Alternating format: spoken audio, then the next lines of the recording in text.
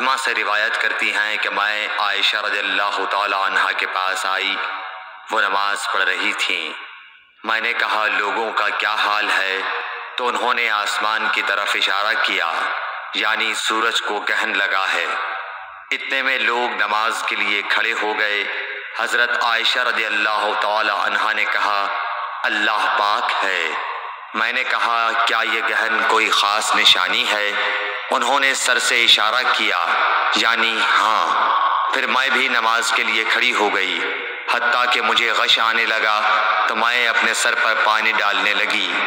پھر نماز کے بعد رسول اللہ صلی اللہ علیہ وسلم نے اللہ تعالیٰ کی تعریف کی اور اس کی صفت بیان فرمائی۔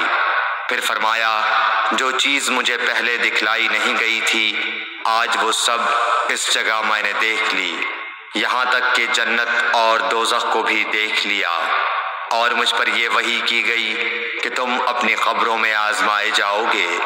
مثل یا قرب کا کون سا لفظ؟ حضرت اسما نے فرمایا میں نہیں جانتی۔ فاطمہ کہتی ہیں یعنی فتنہ دجال کی طرح آزمائے جاؤ گے۔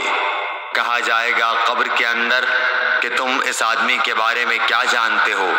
تو جو صاحب ایمان یا صاحب یقین ہوگا، کون سا لفظ فرمایا حضرت اسما نے؟ مجھے یاد نہیں۔ وہ کہے گا وہ محمد اللہ کے رسول صلی اللہ علیہ وسلم ہیں جو ہمارے پاس اللہ کی ہدایت اور دلیلیں لے کر آئے، تو ہم نے ان کو قبول کر لیا اور ان کی پیروی کی۔ وہ محمد صلی اللہ علیہ وسلم ہیں۔ 3 بار اسی طرح کہے گا، پھر اس سے کہہ دیا جائے گا کہ آرام سے سو جا، بے شک ہم نے جان لیا کہ تو محمد صلی اللہ علیہ وسلم پر یقین رکھتا تھا۔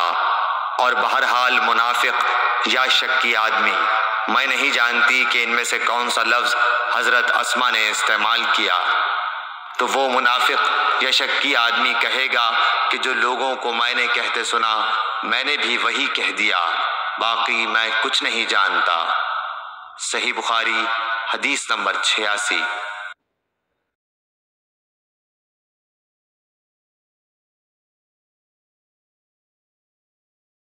اللہ علیہ وسلم نے فرمایا کہ ایک وقت ایسا آئے گا کہ جب علم اٹھا لیا جائے گا، جہالت اور فتنے پھیل جائیں گے اور حرج بڑھ جائے گا۔